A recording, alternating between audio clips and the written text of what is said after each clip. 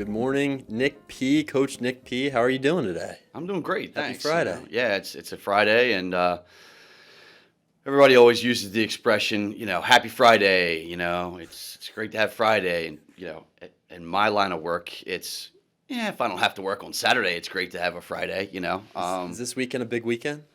Not well, yes and no. So we've got tomorrow. We've got a water polo tournament, which we've been running for 20 plus years now, 25 years. Um, and it was started by let's see, so we've had one, two, three. So the year before I started here, the water polo coach, who was also one of the aquatics directors, he started it. And then something that a lot of people don't know, I coached water polo my first year here at Gilman, and continued that tradition. And so back to the main subject is, yes, we have a big tournament tomorrow for water polo. So we'll have a lot of I people. saw it's like 8 to 7 or something. Yeah, we'll have a lot of people. It's all three levels. We'll have middle school, JV, and varsity games going, all day long. So the only thing that stinks in a way for water polo is we only have one pool, so we can only have one game at a time. Oh, right. Yeah. So, but it's a great event, and for years it's been great turnout, good teams. We get teams from up and down the East Coast. It's really, really awesome. Nice. Yeah. Cool. All right. So happy Friday, even though you've got a big day tomorrow. Thanks. How's the year going for you? What's been keeping you busy in the training room? Well, so we're changing the name to life. We're going with sports medicine office these days, right? Okay. Trying to kind of bring things a little bit more into modern times, right? The old training room was it was a great name at the time, but I'm trying to bring things a little forward. So because the thing about that name is it's kind of a misnomer, and we train guys, but really we're there doing sports medicine. So yeah. And trainers are sometimes in the weight room. Yeah, right. So that's the other big misconception, right? You have personal trainers, right? And you have athletic trainers. And people, when they use that term interchangeably, they get mixed up, and for years, even still today, when you meet somebody in first time and, hey, what do you do? So, what about this exercise? Or, do you teach them how to lift? And no. Not that I do if I have to, but no, that's not what I'm doing, right? All right. I work in medicine, but so yeah, over there it's been a good season so far. Knock on wood. We've had some up and downs, right, for all the teams. There's been only one incident so far. Again, knock on wood, of someone being out for the rest of the season. But for the most part, everybody's been healthy within, a couple of weeks. A couple of guys, might have taken a couple more weeks to get healthy after an injury, but things are going well. Yeah, I think things are going really well. We're what, 5 weeks left, I think, for the fall season. I think before the first weekend in November, which is the last of all fall events. So it's one of those things where it seems so long, and then all of a sudden, next thing you know, right, you're done. Well, the summer start is tough. Like I think about some of these football coaches and soccer coaches, and I don't know. Those are just the ones that I see out there in like August, and that's a grind. It's a long grind. Yeah, I mean, when we start, our start this year was August 7th, and so this second Monday technically of August, and so it can make for a really long season. Ironically enough, though, when we look at it, right, August, September, October, and the first weekend in November is still potentially not as long as the winter season, right? The winter season is longer potentially because just by a little bit. But the other thing that happens with the winter season is we have the winter break, right? So there's that time off. It's kind of like a downtime. Some sports have a little more going on, some have less. So yeah, fall can be difficult. But But yeah, so we got 5 weeks left, and things are going pretty well. Yeah. Now, do you get time off in the winter? Do you get to, do you get a week off, or are you still grinding in For the December? most part, yeah, we're grinding. Our building doesn't close. Yeah. Right. Our building does not close almost ever. We close for the major holidays. We will be closed on Christmas Day. We'll be closed on Thanksgiving Day. Those kind of things. We were closed obviously for Yom Kippur and Rosh Hashanah, but yeah, we don't shut down very often. So over the winter break, the 17 days or whatever it is, we'll have either basketball games, wrestling. We have a wrestling tournament, and so we have practices. Everything still kind of goes on as much as the varsity coaches want it to go on. So we don't. My break comes maybe in the summertime, really. Yeah. Yeah, we don't get much of a break during the school year. Yeah. So when everybody else is like, great, have a great, Yeah. winter See you break, later. it's like, yeah, sure, yeah, go ahead, yeah, we'll be here if you want to come find us. You know where to find us. You hold it down. Yeah. So you're also teaching a class, and I know you've taught this class. What is the title? Intro to Sports Medicine. Intro to Sports Medicine. I'd love to hear a little bit about what this class is like and what you talk about in there. Sure. Thanks. So my mentor and predecessor, Lori Bristow, a great friend of mine, she started it years ago, and she'd done it for at least a decade. And then as she got into a little bit more administration, she couldn't, time-wise, she just couldn't do it anymore.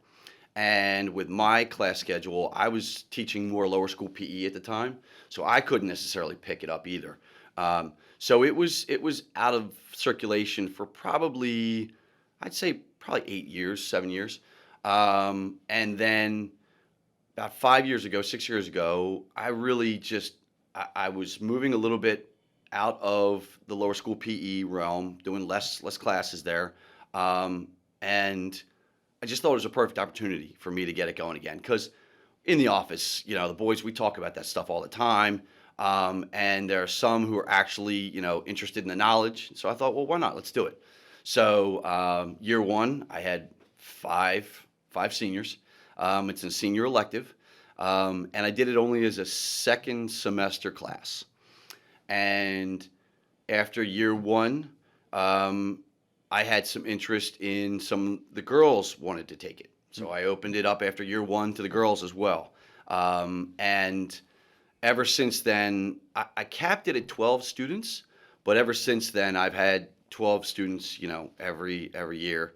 And this year, I actually went to making it a full year course because the last couple of years, students have said you should really make it a full year because what they found was the information that I give them, I have to condense everything. And there's so much we can talk about that we don't get into.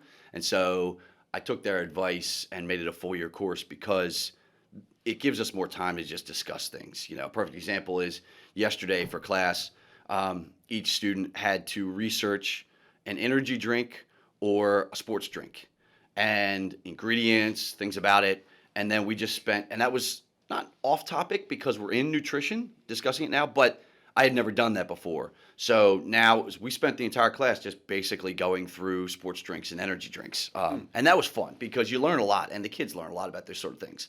And I'm learning from them every day. Like there's things that we talk about that I love also reviewing because in my line of work, while I do a lot of things every day, I don't always go back through the knowledge that I learned, 25 years ago. Right.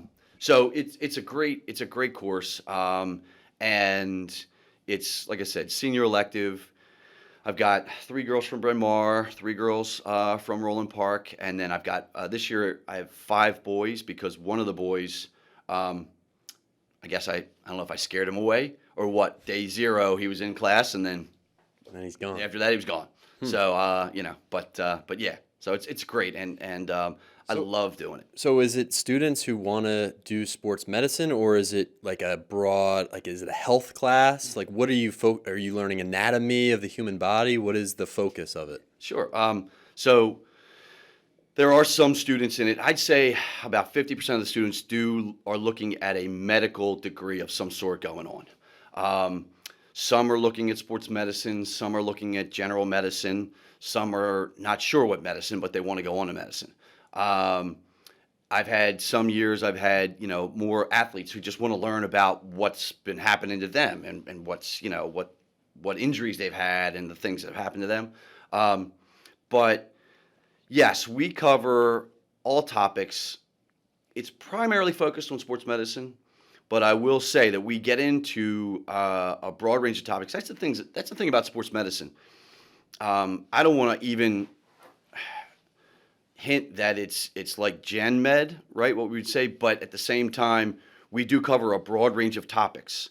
And that's the thing about sports medicine, where you have to be able to, in my role, for instance, you have to be able to know a lot of things. You have to be able to pivot. So we have to know, right, what maybe like skin diseases look like, right? As well as whether or not someone's got a fractured bone, as well as whether or not someone has a cold, right, running a fever and those sort of things. So we're all across the board, and so that's what I try to teach the kids. So yes, we're right now, I tell the kids, the first few chapters suck because we're talking about things like insurance. It's just general knowledge that I want them to have about the medical industry. Right? Yeah, that's good. That's good. And then now we're starting to get into what I like to call the nuts and bolts of it. Right? We're talking about nutrition now, and then yes, I have chapters that I use a book for that have every joint and section of the body that we'll go over. And I used to have to cut some of that out because having only a semester class, I had to leave out portions of the body that now I can put back into education. So yeah, we'll talk about from head to toe, everything. And then we'll talk about all the injuries that can happen and the potential for things and things that they look out for. Plus, we'll talk about things like the environment. So I have a section on environmental conditions. So, and that's one of those, it's great depending on, it was tough because it used to be that when I had that chapter, it was at a time of year when the environment wasn't a big deal. It was like mid-spring and it's kind of nice out. There's really nothing to worry about. We're not having thunderstorms yet. The cold weather's gone, that sort of thing.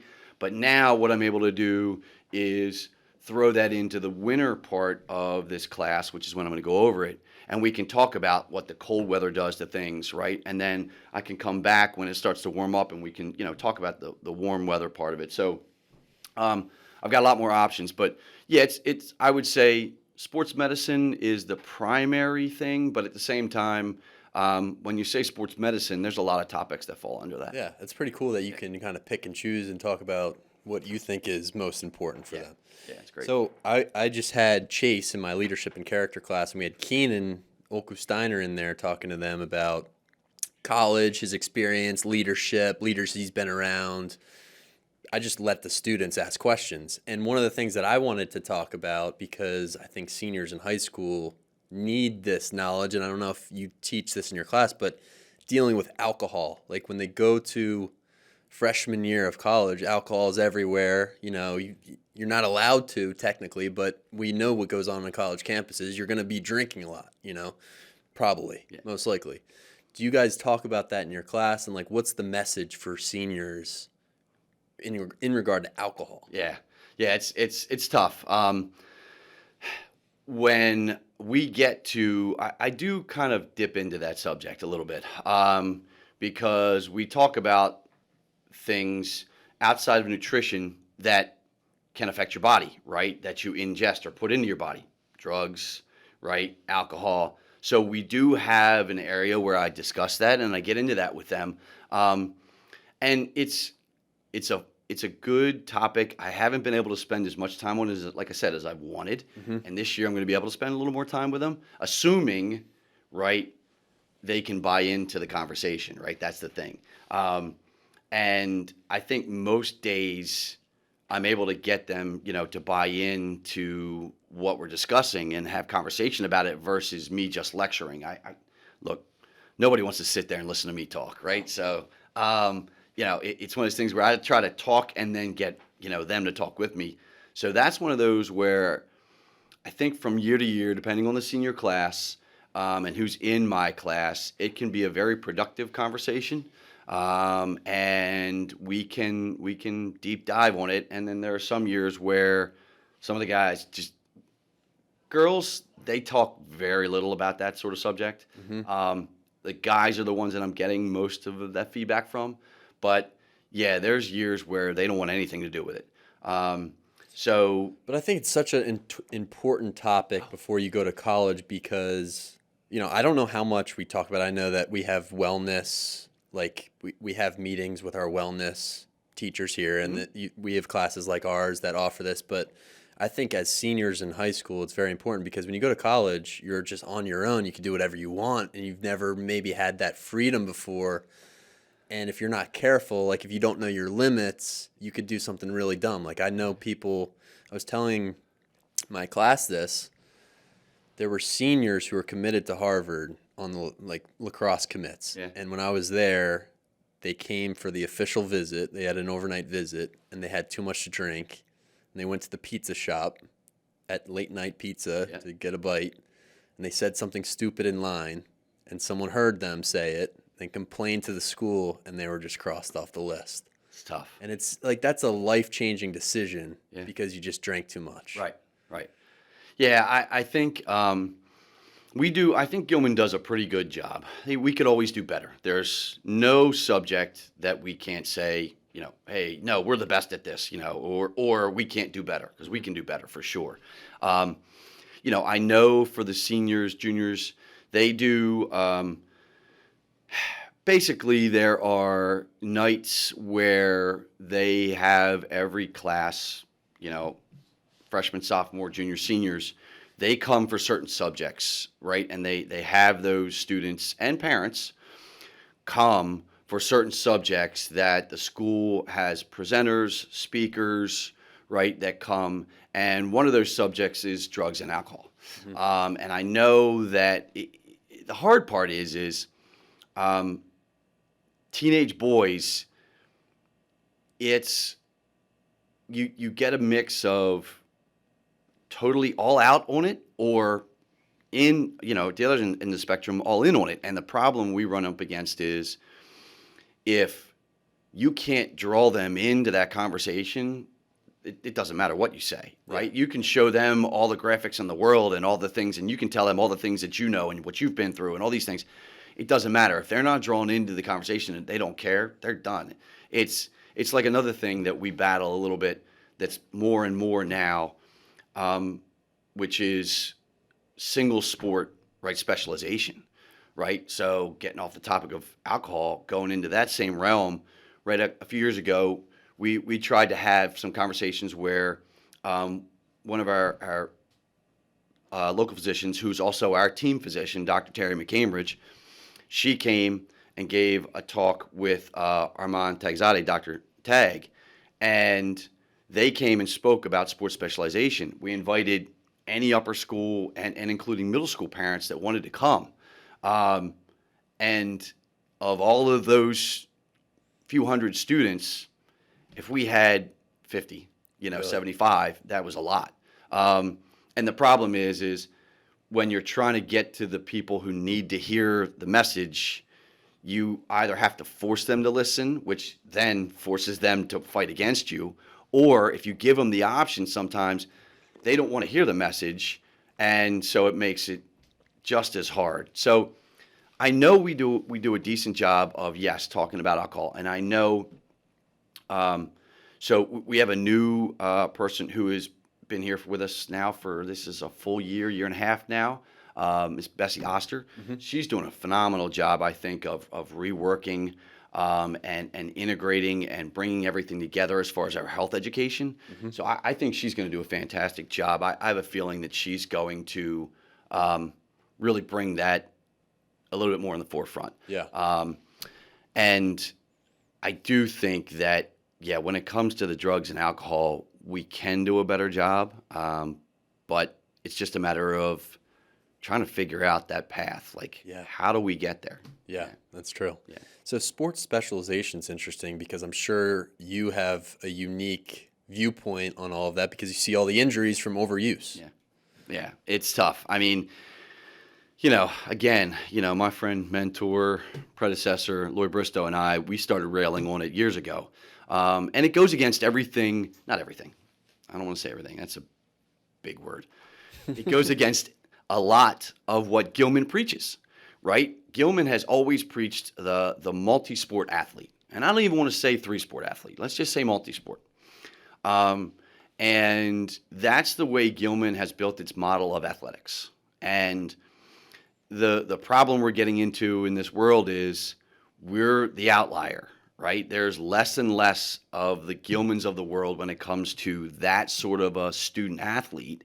And there were not many schools that did it to begin with, but now there's less and less. And so what we're battling is kids that say, well, I can go to Calvert Hall and all I got to do is play lacrosse there, or soccer, or I can go to St. Joe and all I got to do is football. Why should I come to Gilman and then I have to think about 3 seasons of athletics, and I might have to play another sport.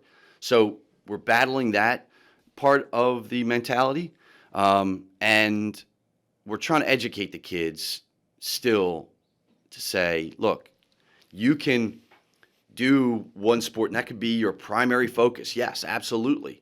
But in order to really become a better athlete and elevate your athletic status, you need to do another sport. Because as we've seen, and you just, you mentioned, we see more and more kids every year who, because they're doing soccer all year round, lacrosse all year round, baseball all year round, basketball all year round, they are developing these injuries that come from just doing the same thing Stress fractures. Over. Yep. Stress fractures. That and even soft tissue stuff. So we struggle with that with the boys, and it's tough. And I try to educate. Well, and Kristen Brown, who's right in the office with me now, we try to educate the boys. But the problem comes from when the same kid comes in 3 and 4 times because all he's doing is basketball workouts or baseball workouts, and we talk to them all those times and nothing's changing, we have a hard time continuing to push, for it, because we're trying, but they're not listening at all. And all they want us to do is fix what's wrong with them. They don't want us to try to talk to them about why they shouldn't be doing their sport all year round. Right. Well, I think maybe the broader issue is that there's so much focus on, if you play a sport, getting to the next level, right? That's like the main goal for a lot of our students. And it was, I think for me when I was in high school, I wanted to play at the next level. That's kind of all you're thinking about at a prep school is next level. So there's so much focus on doing all you can just to get to college to play a sport.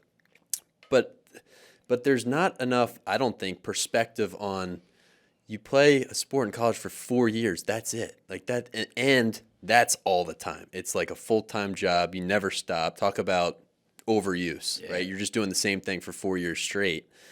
And then you graduate, and then you've got to do something else. So I think like a larger conversation on the overuse and single sport stuff is like this idea of the Renaissance man at Gilman is, there aren't as many, I would say, guys who are just into like a lot of different things at the same time. There aren't as many of those as maybe they were back in the day, I would assume, because there's so much pressure just to do one thing because that one thing can get you into a good college. Yeah. I was actually just talking with a couple of seniors about that the other day. Because it's, I don't want to say that it's something you should do, but if you got to your senior year and you decided to not do three sports, I could understand that, right? I get it, right? You've been working your butt off. You're going to college for some sport. You want to focus on that sport. Maybe take a season off, so to speak. I get that. It's the younger kids, right? The freshmen, and the sophomores. And I know everybody, we use the phrase, the golden ticket, right? Everybody's looking for the golden ticket, right? Like Willy Wonka's, right? Chocolate Factory. Everybody's looking for that to go. And they think that the more number of hours they're spending, right, doing that single focus on that sport, man, that's going to pay off. I'm going to get to this sport, to this college. And what happens is, I've had conversations also with seniors, and they say, well, it's just helping me to get into a better college, right? I like the sport, but it's getting me to this college or that college. And if I didn't have lacrosse or baseball, I wouldn't be able to go to this college. And the thing that I like to try to then, right, push back on is, well, how much time did you spend more academically then, right? Did you put as much time academically in as you did in your athletics? Because I can tell you right now, most of the guys here who have high-level academics get into most of the schools that they want to go to. So I try to talk about that with them. By then, it's a moot point for them because they've already made it, right? They've made their decision. They're going on. But with the freshmen, I try to talk about how we're seeing kids, and we were just having a conversation the other day, Dr. Terry McCambridge and I, again, there's some physicians out there that are finally starting to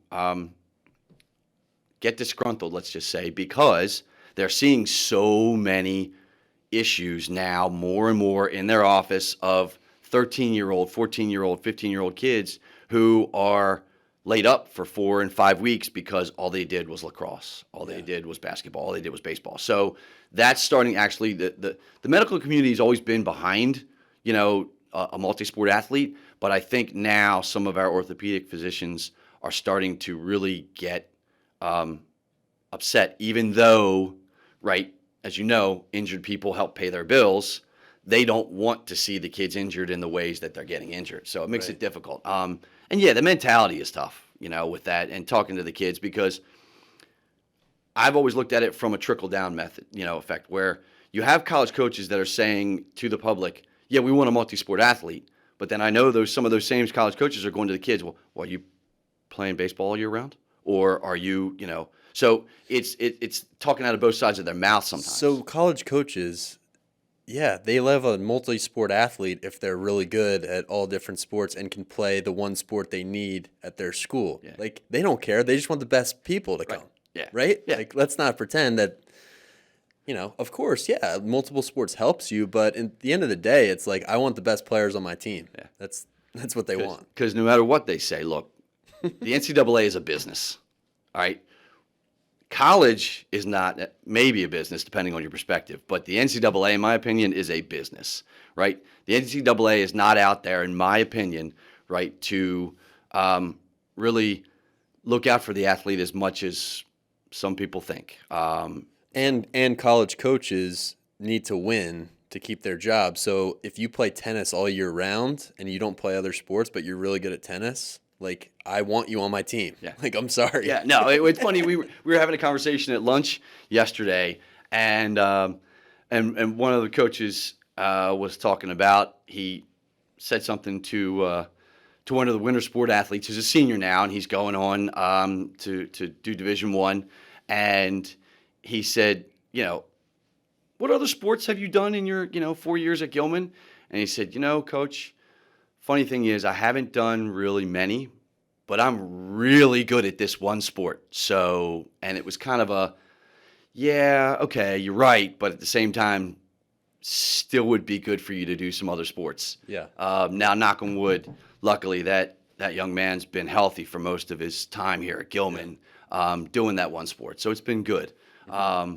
But yeah, it's frustrating when, the kids talk about the college coaches for several of the sports. Sadly, it's a lot of your spring sports. You've got your baseball all year round. You've got your lacrosse all year round. You've got now basketball in the winter all year round. And then you've got soccer in all year round. Those are your primary sports that are going all year round. And the problem with those sports is they do the same repetitive motion and activity all year round, and nothing really changes about it.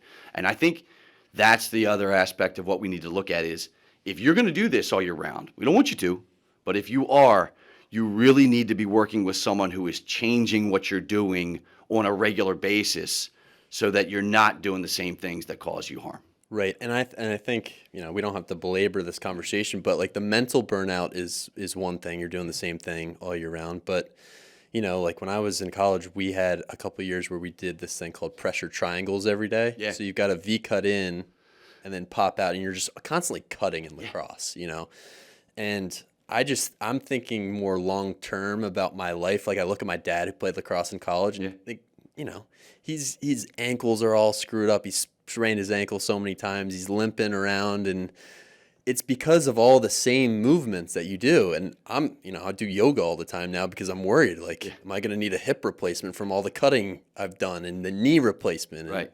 just long term, it's kind of scary if you're Yeah. just doing the same thing your whole life Yeah. and starting at age 5 or whatever, Right. for club lacrosse or whatever the sport is. Well, and that's one thing, we in my house, I have a daughter who's, senior at Salisbury now, right, who went to Roland Park Country School, and Chase, who's a senior here.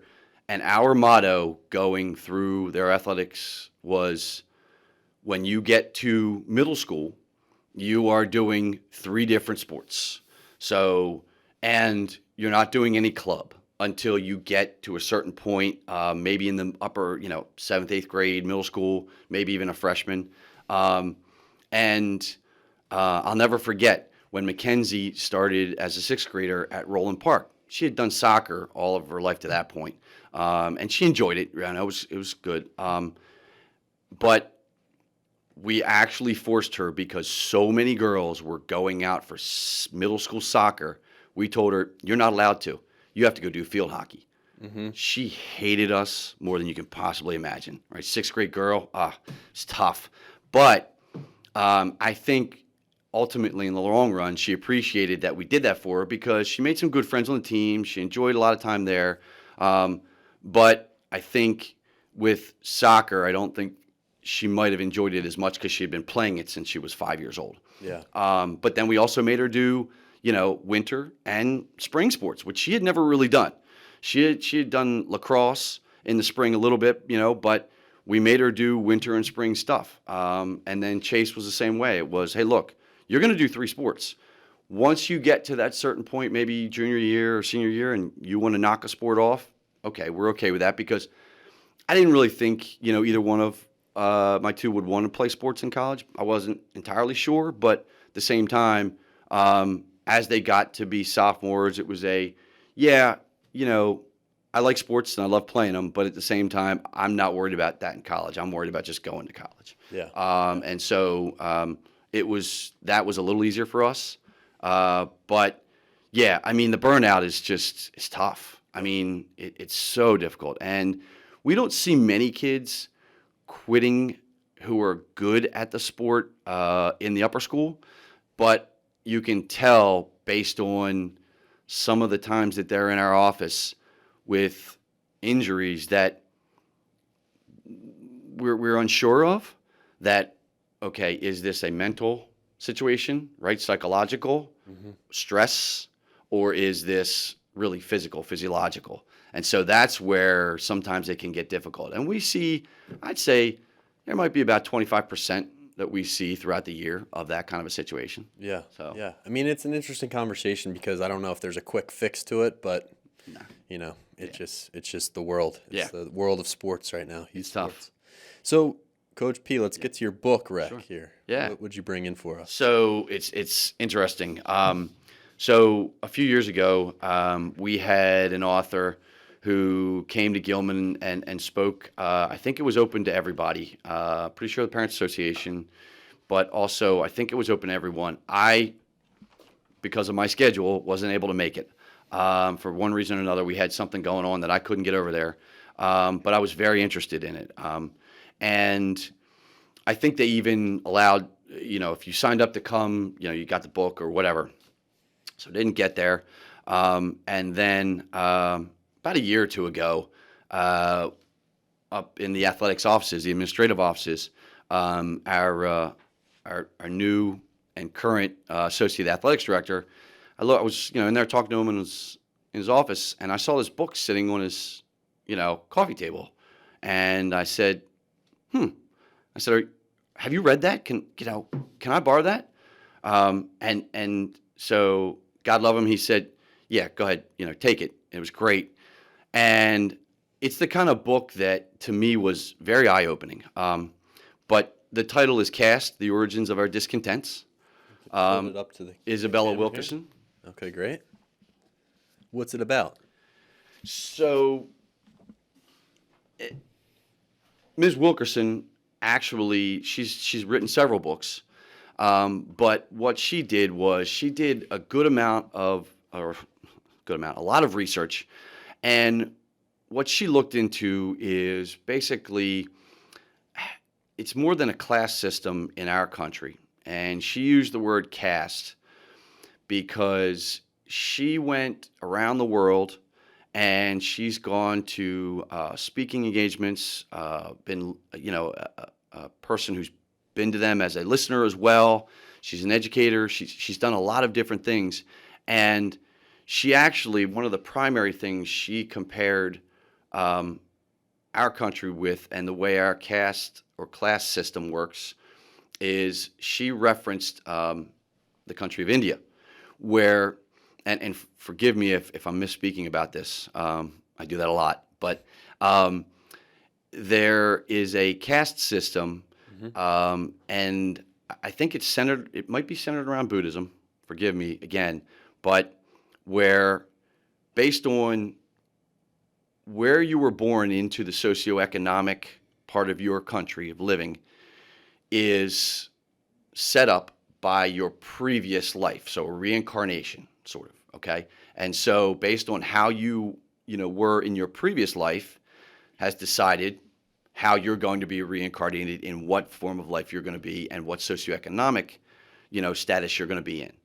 So, again, if I'm a little off on this, I apologize, but I believe the way it goes is if you're in the higher castes, right, you led a good life as a good person, you were a wholesome person, right? And so, you were born into a higher, better situation of living. If you were not such a good person, you were born into a lower level of caste system, lower socioeconomic level. And there are, several different levels. I don't want to try to say any of the names and butcher them, but it was amazing how she compared and contrasted, this. And this is actually not something new. Dr. Martin Luther King went over there years ago, right? Obviously, when he was still alive, and visited. And it was based on what I read in here. It was an amazing visit because the people over there in India didn't understand that, right? African Americans, black people here in the country were considered at the time even more so, right? The lowest, right, caste, if you will, right? And so when he went over there, he was trying to educate them about how some of their lowest members of their community are what it's like to be an African American in this country. Now, she went on to say and speak about her research and various other scholars who have researched before her and using their research and education to help make her points. But to go on to say that just because you were born of a certain skin color, right, hopefully does not mean that you are born into a specific socioeconomic status. But looking at statistics, it's pretty relevant that based on your skin color, a lot of times you're born into a certain socioeconomic situation status. And so she made an analogy to the caste system in India, and that's where I believe she got her title from, what she was saying. And it was just eye-opening to me with some of the things that she was speaking about that have happened in our country, and that I didn't know about because I've lived here in Baltimore most of my life. I went to school for college in South Carolina, and then after I graduated, moved back to Baltimore. I visited some places, but all I can do is read, right, and watch the news. And so it's interesting how